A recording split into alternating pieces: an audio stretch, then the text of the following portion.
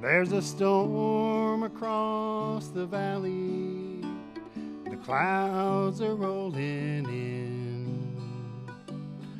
The afternoon is heavy on your shoulders. There's a truck out on the 4-lane, a mile or more away. The whining of his wheels just makes it colder. Welcome to Community Forum. Today is Friday, February 3rd, 2023, and we're doing a second tutorial on how to preserve your photos digitally. And so here I have Dana Horrigan, who is the librarian at Queeset House, Monday and Tuesdays, 1 to 8, alternate Fridays, 1 to 5. And she or the other person who is her workmate will help you and come up and show you how to do things. But first you have to see her in the office on the first floor, and she'll come up and unlock the cabinet and take out any equipment that you might need. And so thank you, Dana, so much for doing this again.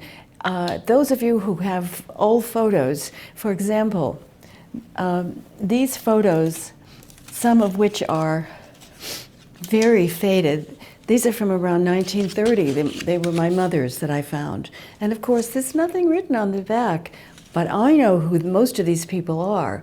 So it's important for me to digitally record these and then put a title to each picture. Who's in it?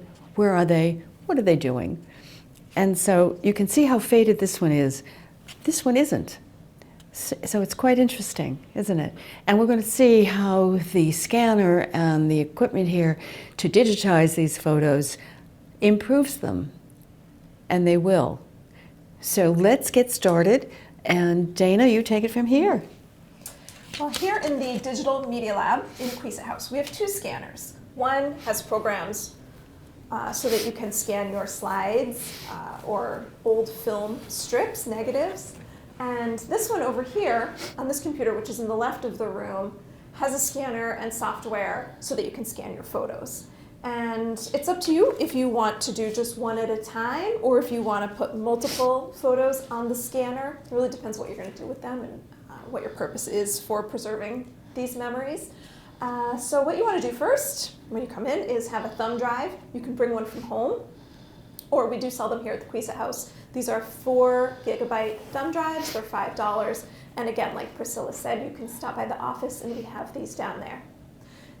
When you come upstairs, you're going to take your thumb drive and just plug it right into the front of this computer. Once it's plugged in and the computer's awake and ready to go, you're going to press power on the slide machine, the scanner, and then navigate with your mouse over to where it says Canon MP Navigator EX 3.1. Give that a double click, and it takes just a minute to get going. We do have these sheets of laminated instructions so that if you watch this and you want to come over and do some self-guided scanning, you're welcome to. This is just a little refresher cheat sheet. It's always right here in the computer room. Or you can sign up for a one-on-one tutorial, and one of the Queeset House managers is happy to go over these steps with you in person. You can sign up on the Ames Free Library website for a one-on-one session. Now, once you've opened up this icon, the screen will look like this. You simply have to come over to where it says Photos, Documents, give it a click, and put your first picture or pictures onto the glass.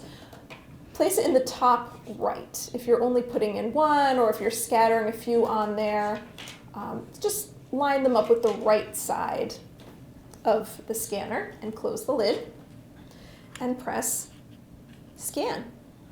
That's all you have to do. And it takes about a minute for it to scan. Right now it's warming up.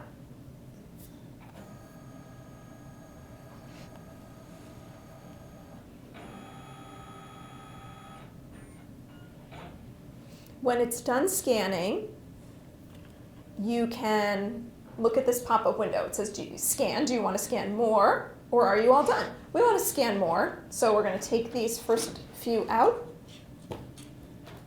and put in our next pictures. Close the lid, press scan again. It's that easy. Every time, just take out the old ones, put in the new ones, press scan.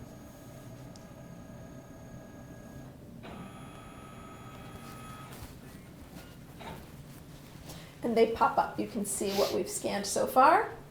When you're all done with all of your photos, instead of clicking scan, you just click exit. Then take the mouse and come down to where it says save as PDF file. It's right here. Click it. Here are the 2 separate scans we've done. And where it says save in, there's a button next to it that says browse. This is where we're going to tell the computer where we want our photos saved. We want them saved onto our thumb drive, which is called Scan and Go. We have all these options here. Scroll down till you see the name of your thumb drive. Oh, Store and Go. It's called Store and Go. Yours might have a different name, but either way, it's going to be located somewhere here. If you've plugged it into this USB, that is USB-E, so the one that says E next to it, or Store and Go. Double click, click OK, click Save, and now they're saving onto that thumb drive. It says Save has been completed.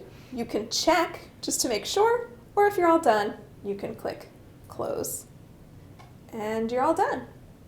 It's just saving everything. When you've finished, close all of these windows. Make sure you take all of your photos with you. You don't want to forget them on the scanner. And you're all done. Lastly, your thumb drive is still here. To safely eject it, come down to this little caret on the bottom right of the screen, this little up arrow. I'm going to click the up arrow, the icon that looks like a thumb drive.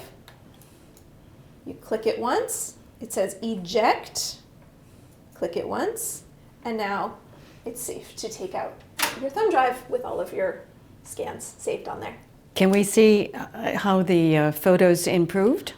Yeah, you can. So you can take your thumb drive, plug it back in here or at home, any computer that has a thumb drive on it. And when I plug it in, it pops up, Store and Go. Choose what you want to do. Let's open the folder and view them.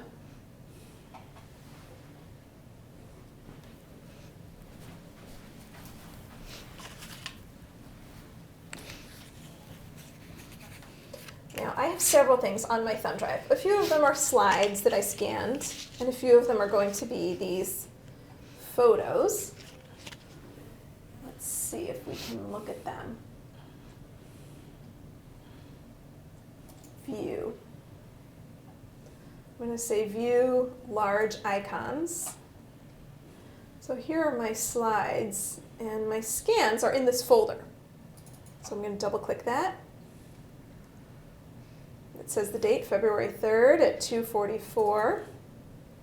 Let's see what we got.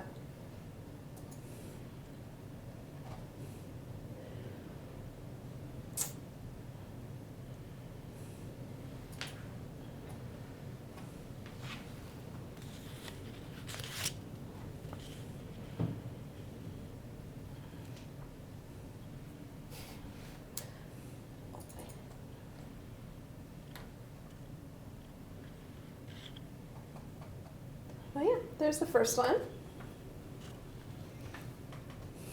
You see this one?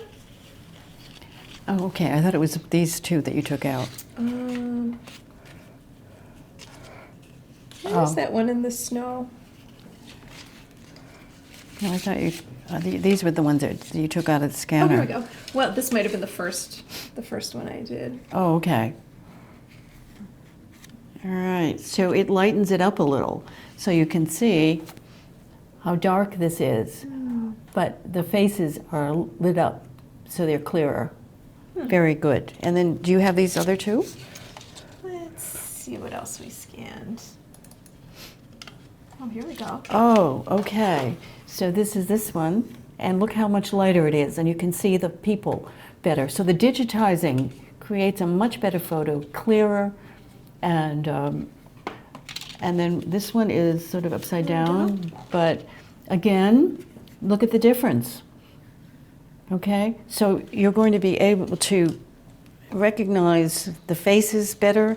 It's going to be a much better photo. So it's wonderful. Any others there? Let's see what's in this one. Oh, yeah, I did that one twice. Okay. Wonderful. Okay, well, now this process, Dana, want to look at the camera? She's got a beautiful face, and as well as a beautiful voice. And she is a wonderful, wonderful teacher, a pride to her profession. As a former teacher, I can recognize expertise and proficiency. Anyway, I want to thank Dana very much. And the difference between digitizing your photos and digitizing your slides and negatives is substantial. Notice that it's a lot faster and easier, and the steps are fewer to digitize your photos. So you might want to start with that. But for those of you who like challenges, start with the slides and the negatives. And don't forget to go over to Ames Free Library, and at the desk you can ask for the box that contains what you need to digitize VHS tapes. So remember all those VHS tapes with all those memories? You can digitize them now. And then you can send them to people who are in those movies, those videos. So we thank Ames Free Library for their technical support and their concern about Easton's residents, and to think that we have this and it's free. So we don't have to spend a lot of money and send it to the legacy, right? The legacy box or whatever that is, right? Not to be confused with the Legacy Fund, which is Easton's own pride and joy, which David Ames started. So we want to remember that distinction. Thank you again, Dana. Yeah, thank you. And until next time, Priscilla Almquist Olson, wishing you well.